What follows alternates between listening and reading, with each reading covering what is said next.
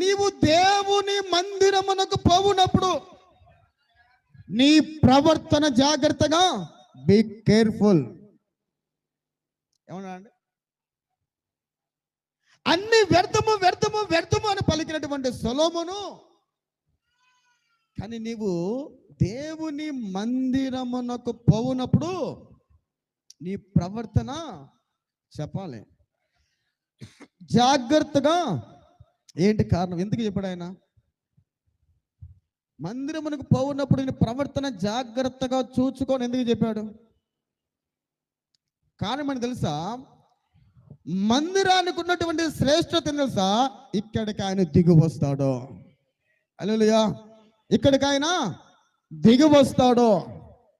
ఇక్కడ ఆయన స్వస్థపరుస్తాడు. ఇక్కడ ఆయన సమాధానం ఇస్తాడు.